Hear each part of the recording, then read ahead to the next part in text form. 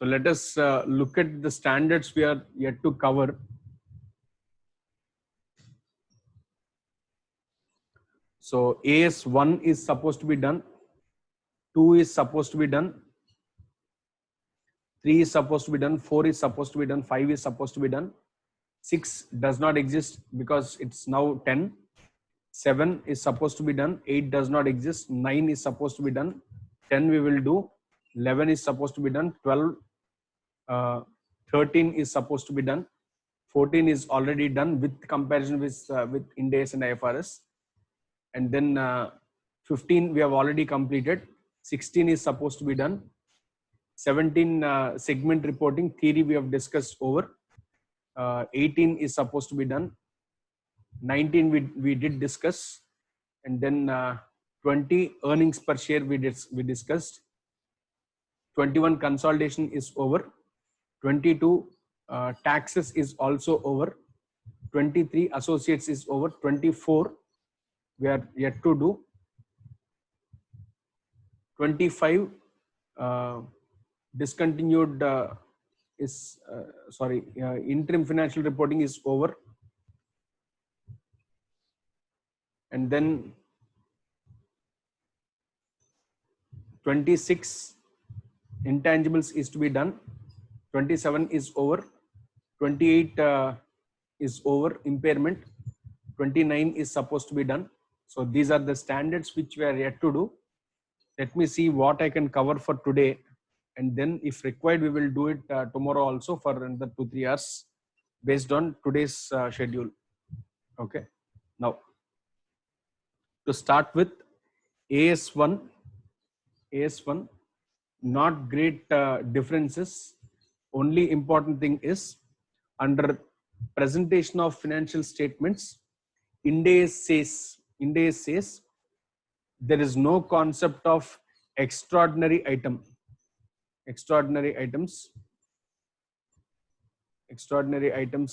in the financial statements.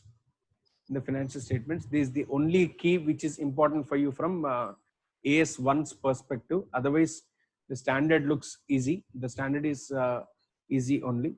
Now coming to AS2.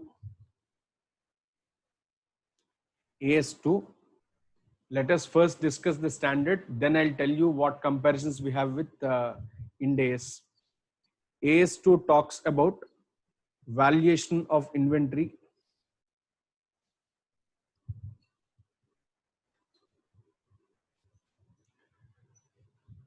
In valuation of inventory, the standard specifically excludes few items like inventories which are in the form of spares which are specifically used for a specific asset, or plants, and then there are livestock, then mining assets. These are few exclusions which are made in the standard that valuation of inventory does not apply to this particular assets. Now, inventory valuation has got two parts. Number one, what if the inventory is prepared or manufactured or produced on our own, or what if it is bought out. And moreover, these inventories can be something which are purchased for trading. These are inventories which are purchased for trading or for use in the business, or inventories which are used in the manufacture of the end product. That means it could be either a item which I have manufactured for myself, or I bought out from the open market, which I intend to sell in the open market directly, or I use in the business of whatever I do and then manufacture of the end product. In either of these circumstances, whatever inventories I hold are called as inventories only. Now, from the standards perspective, inventories can be broadly categorized into two, that is made out, and second is bought out. What does made out mean? What does bought out mean? Made out indicates something which I have manufactured for myself. If I manufacture something for myself, what sort of costs are to be included in the goods which I manufacture and what are not allowed to be included? Standard says if it is a made out good, that is manufactured for yourself, produced for yourself, the material cost which you have incurred on the material which is used in the production of your goods, any normal overheads, any labor cost incurred can be added, and if the product requires packing, any primary packing is allowed. Primary packing which safeguards the features of a particular product are allowed to be considered as value of inventory, but secondary packing is never allowed. And also at times the goods require a special space or it requires a special storage condition. In such cases, some specific storage conditions may take some cost. Even that can be considered for considering as cost. What does that mean? For example, I am manufacturing or I am producing fish in a pond. I buy small fishes and I grow them. When it comes to a particular weight, it is fit for sale, and then I move it to some other vessel or container such that I can store them and then export to various places.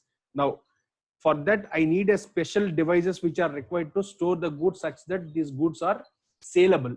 In such case, any such cost incurred on such storage facility is also allowed to be included. However, if the storage cost is due to excessiveness of material produced or inventory manufactured, in such case that does not qualify to get added to the cost of the asset. So predominantly these are few things which are supposed to be considered while manufacturing a particular inventory. And then if it is a bought out good, if it happens to be a bought out good, the cost incurred to purchase and any cost incurred on bringing into this store, bringing to the place of business, both of these can be considered as cost. Both of these together can be considered as cost, and this is how you arrive at the cost formula for goods which are in-house built and second which are bought out. Now, having said about this, let's go ahead to valuation of inventory. Valuation of inventory here indicates on the balance sheet date subsequent measurement, at what rate should I value it? On what rate should I value it at the subsequent date? What we have now discussed about made out and bought out is basically on initial recognition. On subsequent measurement, how do I take? Standard says if the goods or inventory are to be valued on a subsequent date, that is on balance sheet date, either FIFO or weighted average is only allowed to be taken as your valuation rules. Either of these two can be adopted, and whatever is adopted is to be adopted continuously.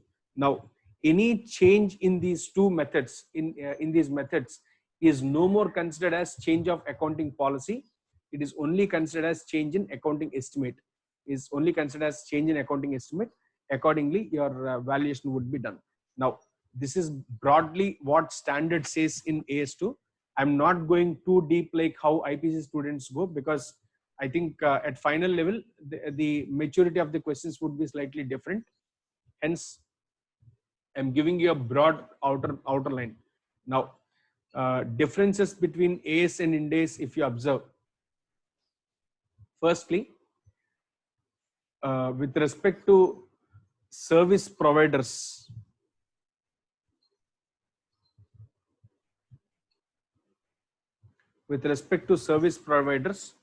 AS2 is silent on valuation of inventories. What does that mean? How do we calculate inventories of service providers? So if at all there is any finished good, so for a service which we are rendering, what is the percentage of service completed, and how do we arrive at it? So such parameters do not exist for service providers under AS2, but the same exists under Ind AS2. Ind AS2, the same exists for service providers. Number one. Second, with respect to inventories, like machine spare parts which are specifically used for a machine, they are not included. That is what I have told you initially as a exclusion. So please see here, the first one, spare parts which are specifically used for the assets for any machinery are not considered as part of AS2, but it is considered as part of AS10 is what we discussed initially. But under Ind AS, there is no such specific exclusion at all. Under Ind AS, there is no such specific exclusion. However, it is completely considered under Ind AS 16, which is property, plant and equipment. So about spares, you don't have a specific exclusion.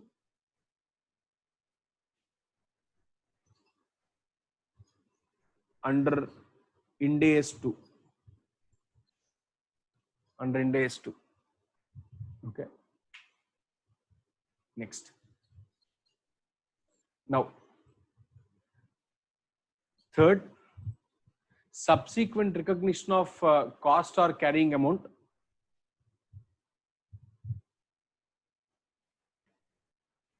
Subsequent recognition of cost or carrying amount.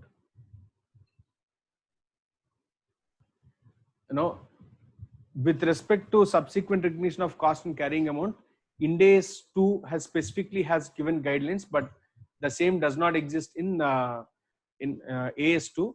It is completely not provided. Okay, so what Ind AS 2 says is, if there is subsequent recognition of cost or carrying amount of inventories, it is done as an expense. But under AS2, there is no such provision given, but accounting wise, predominantly that is what we follow. Okay. And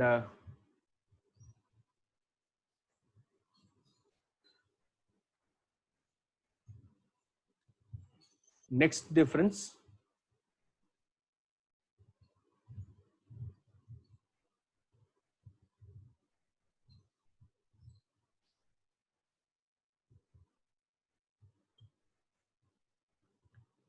Ind AS 2 excludes from its scope only measurement of inventories like products of agricultural produce or forest products, and then mineral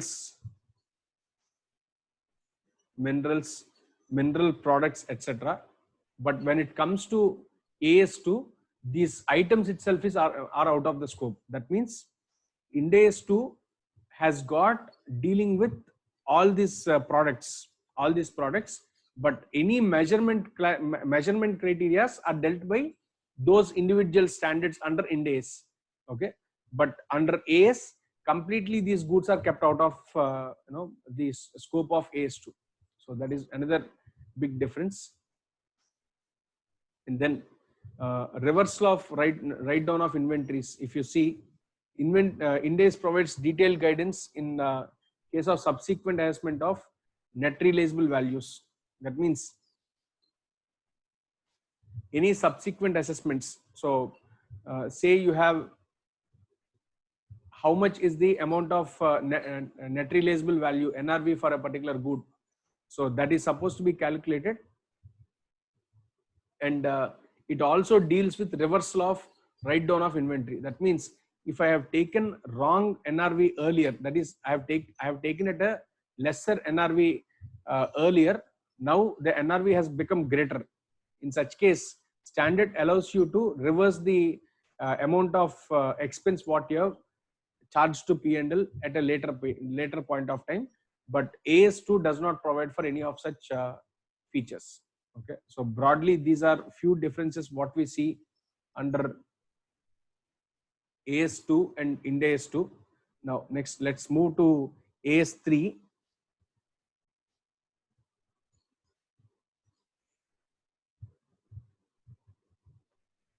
AS3 cash flow statement. Almost all features of cash flow statement are same in AS and Ind AS. However, there are few items of differences which I'll tell you now.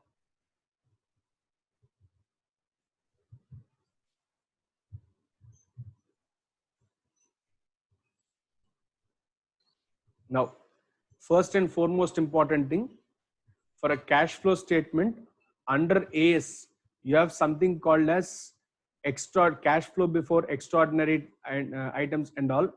So that concept of extraordinary does not exist at all under Ind AS. It's because of Ind AS 1. Ind AS 1. Second important thing, when there is a bank overdraft, bank OD, such bank ODs which are repayable immediately, on demand, are to be considered as part of cash and cash equivalents in your cash flow statement, but not as part of financing activities. What clear indication which is given under Ind AS 7. Ind AS 7. However, this identification does not exist under AS3. This identification does not exist under AS3. Okay, and then based on foreign currency reporting, your CFS has got functional currency, which is supposed to be recognized in the books of accounts, which does not exist under AS at all.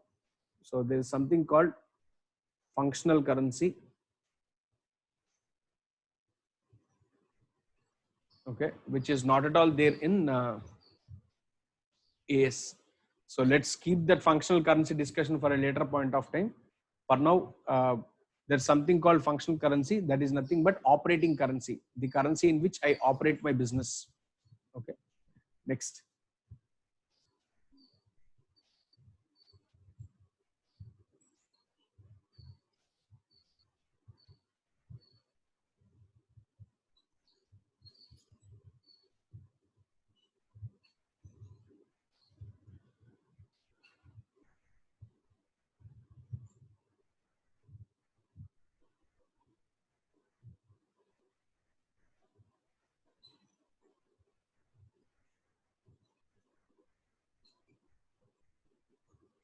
So with this cash flow statement, it's good enough.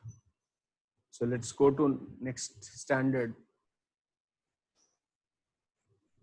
AS4, events after reporting date.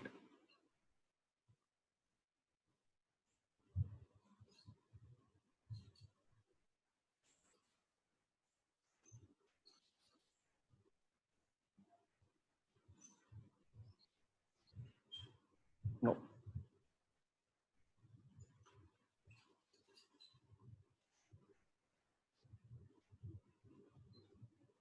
Now AS4, this is slightly a little bigger one.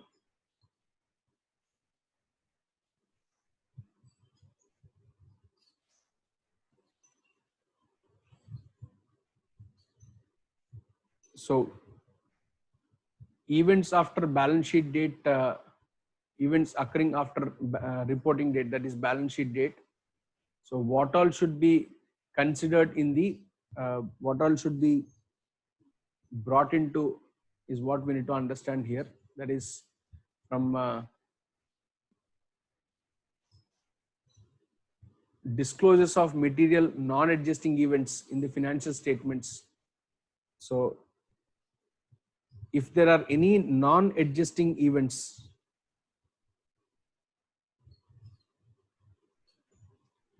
after the balance sheet date and before the financials are submitted, after the balance sheet date and before the financials are submitted, if there are any non-adjusting events, for example, right now you have dividend. If dividend is declared and paid, if dividend is declared and paid after the balance sheet date and before the financials are submitted, in such case, such dividend is to be brought in as part of your financial statements under Ind AS. However, under AS, it is supposed to be shown as part of report of approving authority. That means it is under the board of directors report, whatever is prepared. In that, such details would be mentioned. So that is number one difference. Second, whenever there is distribution of non-cash assets to owners, so there is a specified appendix which is given in Ind AS 10, but that specified appendix does not exist under AS 4. How transactions with respect to, if non-cash assets are transferred to owners of the business, owners, that is your shareholders of the business, in such case how is it dealt is something not explained in AS 4, but in Ind AS 10 it is specifically given. Now there could be breaches of any provisions or conditions of any long-term loan, any breaches or conditions of long-term loan, and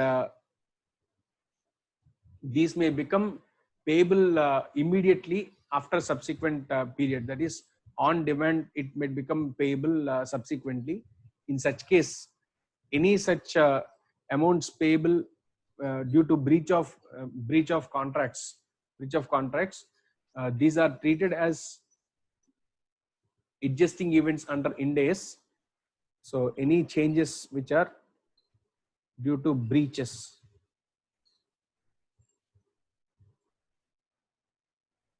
breaches of contract. Now, what does a breach of contract mean? For example, in the balance sheet, I have a liability, long-term liability of 1,000 crores.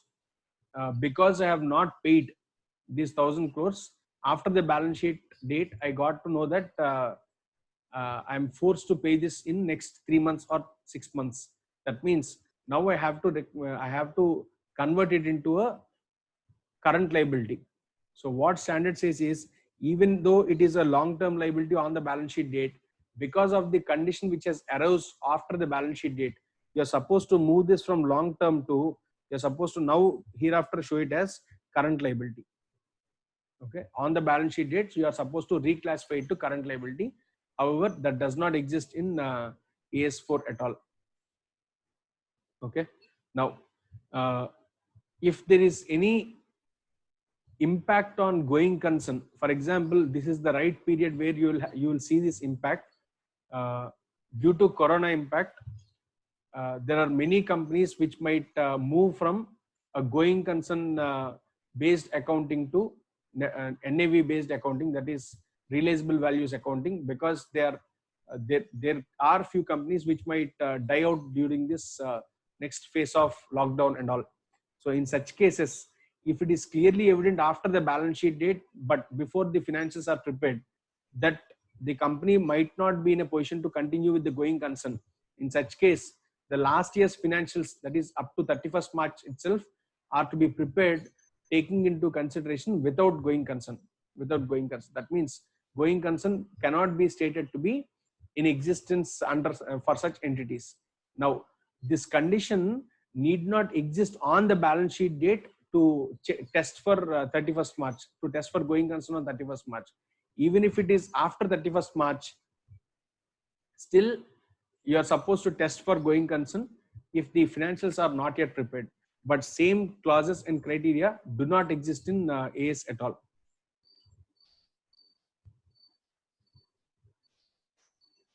Okay. So these are the few differences between AS and Ind AS with respect to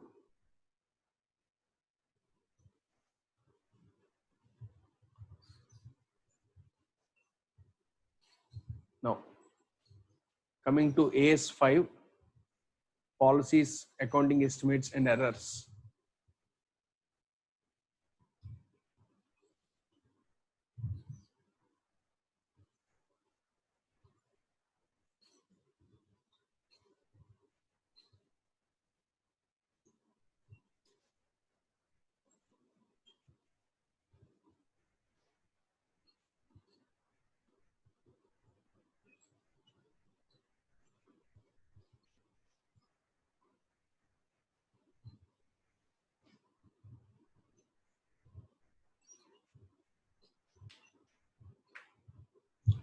Now,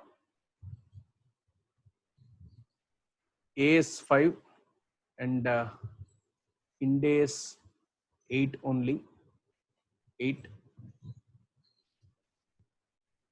Now, when you have any changes in policies, any change in policy, that is accounting policy, such changes are to be given retrospective effect. Retrospective effect. This is supposed to be done under AS. Okay, should be accounted for only if it is due to a new accounting standard. Okay, but when it comes to Ind AS, any accounting policy change should be accounted for with retrospective effect. Okay, under Ind AS it is always retro. Under Ind AS it is always with retrospective effect, and the impact would be not just about this financial year. There is requirement for us to amend your opening balances of your opening balances also, and the current year's figures are to be restated, and even the comparative information should be reworked out. Even the comparative information should be reworked such that that matches with the new accounting policy. That is the major change what you see. And second, if there are any prior period errors, such errors are to be rectified. Any prior period errors are rectified in a prospective manner under AS5, but Ind AS says any errors are to be rectified retrospectively. Retrospective effect is to be given under Ind AS, and this requires restatement of erroneous comparative amounts also. That means the last year's figures what we are providing, those also should be corrected with this retrospective change and then produced for financials. So this is second important aspect. And thirdly, as I stated, extraordinary items should not be disclosed in the books of accounts at all. Everything is normal. Everything is ordinary only. There is nothing called extraordinary under Ind AS. But however, in AS, you have that concept called extraordinary. So such items are disclosed separately on the face of P&L under AS. Okay. Next. Now, additionally, there is one more point which is mentioned, that errors include frauds. Errors include frauds. So if there is something fraudulent, so those are also considered as errors, and automatically retrospective effects have to be given for any such frauds in the financial statements, and no such specific guidelines from AS5 is given under accounting standards, Indian GAAP. Okay. So next 6, let us not discuss. No accounting standard 6. 7 and 9 I'll discuss a little later in comparison with the new standard 115. Let's discuss that little later. And then Let's go to AS10. AS10 and Ind AS 16 both are same. Let us discuss that.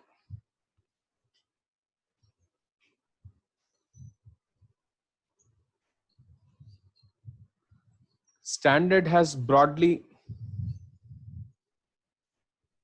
the scope to which this is applicable: initial recognition, subsequent measurement, which is basically on the balance sheet date, and then how depreciation is identified and accounted for.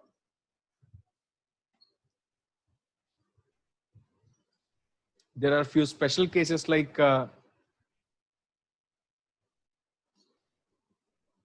componentization,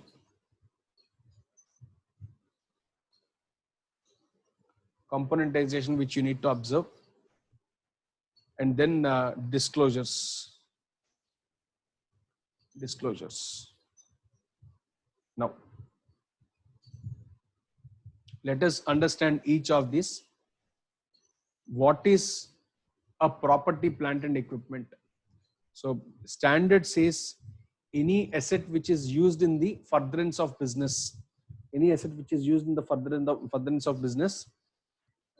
which can be identified into the standard, is a property, plant and equipment. Now, how do I recognize it initially? Initially, all the property, plant and equipments are recognized at cost. However, if it is received at a value less than cost, maybe if it is received as a gift or some other manner, in such cases, you are supposed to bring it to fair values. Okay. And subsequent measurement,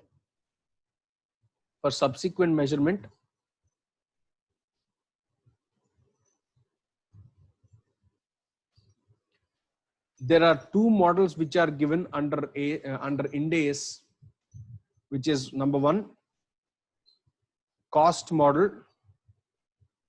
Second is revaluation model. What does cost model mean? Cost model means I would adopt cost model, that is the price at which I have purchased my asset as my cost model, and I would follow that throughout the asset's life. Second is revaluation model. Revaluation model indicates I would always take the fair value or revalued figure into my balance sheet, but not the original cost at which I have purchased. That is the difference between a cost model and revaluation model. Now, let us understand about these two independently more. For example, in my books of accounts, I have machinery 1, machinery 2, machinery 3, and then I have building 1, 2, 3. Now, I have stated that for machinery 1, I would like to use cost model. Machinery 2, I would like to use revaluation model. Machinery 3, I would like to use cost model. Standard says not allowed. What standard says is, if at all you are applying any of these two methods in your assets, such method is to be adopted for all of the assets in that block. For all the assets in that block, same method is to be adopted. That means if you are adopting cost model for machine 1, if you purchase machine 2 at a later date, you are supposed to adopt same cost model for machine 2 also. And second, I have building 1, 2, 3. Building 1 happens to be a corporate office, which is located in the heart of the city. Building 2 is in an industrial area of the city. So it's a factory building. Building 3 is also a factory building which is located off the city. Now, for this corporate building alone, I would like to use cost model. I would like to use revaluation model for my factory building. Is this permitted? Standard says yes, because you are able to differentiate that the features of the buildings are different. The features of the buildings are different. The factory buildings, your intention is to manufacture something and showcase it differently. And when it comes to corporate building, the purpose is different. The purpose is only to have an establishment in the heart of the city, so that someone who would like to come and communicate will be coming only to the head office and move from there back. So with this intention, if you maintain two types of categories for a same class of assets, in such case you can have a different measurement model. Now if that is the case, I can apply cost model to all my corporate assets, corporate buildings, but when it comes to factory buildings, I would only take revaluation model. Okay, so this is what differentiation you have in cost model and revaluation model. Now let us come to depreciation, but before coming to depreciation, let me discuss about componentization.